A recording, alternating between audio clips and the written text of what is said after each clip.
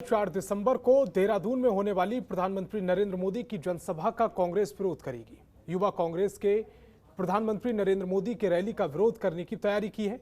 युवा कांग्रेस जिला अध्यक्ष भूपेंद्र नेगी ने कहा कि कोरोना संक्रमण के बढ़ते मामलों को देखते हुए प्रधानमंत्री की बड़ी बड़ी रैलियों को रद्द करना चाहिए। उन्होंने कहा कि मोदी सरकार ने जनता से कई बड़े वादे किए हैं, लेकिन सत्ता में आने के बाद सरकार अपने वादे भूल गई।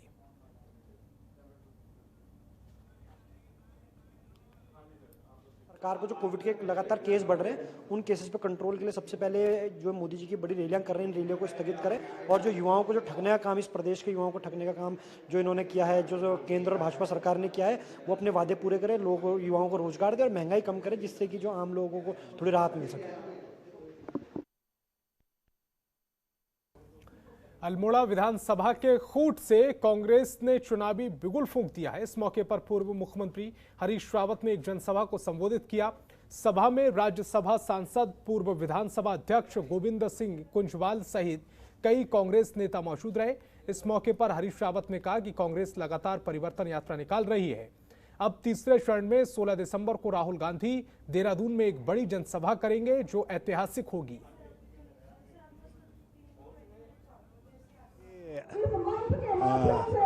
हमारा सघन चुनाव प्रचार भी है और संपर्क भी है, और इसके बाद अभी हम परिवर्तन यात्रा का तीसरा दौर प्रारंभ करने जा रहे हैं। मेरी समझ से 6-7 तारीख के आसपास से प्रारंभ करेंगे, ताकि सब लोगों तक पहुंचा जाए।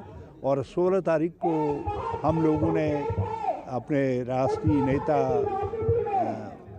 हम सबकी भविष्य के संबल राहुल गांधी जी को आमंत्रित किया है, और मुझे उम्मीद है कि वो देहरादून में 16 तारीख को, जिस दिन पाकिस्तान के ऊपर हमारी निर्णायक विजय हुई और बांग्लादेश का उद्भव हुआ, पाकिस्तान के 90,000 सैनिकों ने आत्मसमर्पण किया, तो वो 16 दिसंबर ऐतिहासिक दिन है। उस दिन हम राहुल जी को आमंत्रित करेंगे। और इन दिनों कैबिनेट मंत्री हरक सिंह रावत के साथ नेता प्रतिपक्ष प्रीतम सिंह की कई बार मुलाकात हुई है। इस मुलाकात के कई राजनीतिक मायने निकाले जा रहे हैं। हालांकि नेता प्रतिपक्ष प्रीतम सिंह ने हरक सिंह रावत और अन्य पुराने कांग्रेस नेताओं की घर वापसी के सवाल पर साफ शब्दों में कहा कि आज की तारीख में ऐसा कोई भी व्यक्ति उनके संपर्क में नहीं है जो कांग्रेस में आना चाहता हो। उन्होंने कहा कि पार्टी में किसी को शामिल कराने के लिए पार्टी का शीर्ष नेतृत्व ही निर्णय लेगा और प्रदेश संगठन ये काम करेगा। एक सरकार उत्तराखंड राज्य के अंदर है, जिसमें मंत्रीगण है। मैं नेता प्रतिपक्ष के साथ साथ विधायक भी हूं, और स्वाभाविक बात है भाई, अगर मेरी विधानसभा में या प्रतिपक्ष नेता होने के नाते प्रदेश के अन्य हिस्सों से जो लोग मेरे पास आएंगे अपने काम के लिए, तो मेरी हैसियत नहीं कि मैं उनके कामों को कर सकूं। ये तो सरकार के दर पे जाना पड़ेगा। तो उस परिप्रेक्ष्य में मैं मुख्यमंत्री जी के पास भी जाता हूं, तमाम मंत्रियों के पास भी जाता हूं। तो इसी कड़ी में मैं हरक सिंह जी के पास भी गया, और जैसे हरक सिंह जी के पास जाता हूं, वैसे आप कह देते कि प्रीतम सिंह हरक सिंह जी का मैं नेता प्रतिपक्ष के रूप में एक बयान आज देना चाहता हूं। मेरे संपर्क में कोई व्यक्ति नहीं है जो ये कह रहा हो कि मैं कांग्रेस में आ रहा हूं। और बाकी लोकतंत्र है, लोकतंत्र में दरवाजे खुले रहते हैं।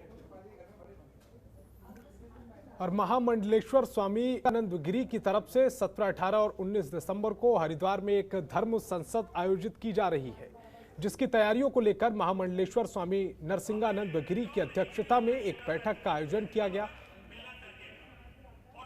बैठक के उपरांत महामंडलेश्वर स्वामी नरसिंहानंद गिरी ने कहा कि हिंदू धर्म के अस्तित्व की रक्षा के लिए और समाज के समन्वय के लिए धर्म संसद का आयोजन किया जा रहा है। धर्म संसद में सनातन धर्म के सभी संप्रदायों और धर्म गुरुओं सहित देश के सभी हिंदू संगठनों के कार्यकर्ताओं को आमंत्रित किया जाएगा, ताकि आने वाले समय में गैर हिंदू संगठनों के खतरे का सामना संगठित रूप से किया जा सके।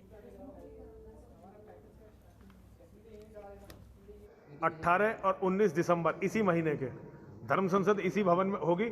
हम सभी संतों को और सारे भारत के संगठनों को इसका निमंत्रण देने वाले हैं। और हम अपने मूल प्रश्न कि अब हमारा अस्तित्व कैसे बचेगा, और हम जिस जगह बैठे हुए हैं मैं इसे हमेशा सनातन धर्म की आध्यात्मिक राजधानी मानता हूं। मैंने हमेशा इसे सनातन धर्म की आध्यात्मिक राजधानी माना है। मेरा कहना यह है कि हरिद्वार का संत समाज, और केवल हरिद्वार का ही नहीं, पूरे विश्व का संत समाज यदि आज भी नहीं खड़ा होता तो इतिहास और मानवता कभी भी हमें इस कायरता के लिए क्षमा नहीं करेगी। आज समय है, हम सभी लोगों को खड़ा होना होगा और उन ISIS के गुर्गों को मुंह तोड़ जवाब देने के लिए तैयार होना होगा।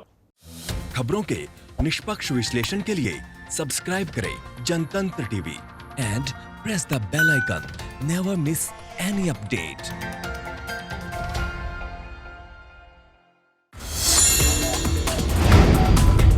Download the Janatantra TV app, available on Google Play and App Store. Download it now.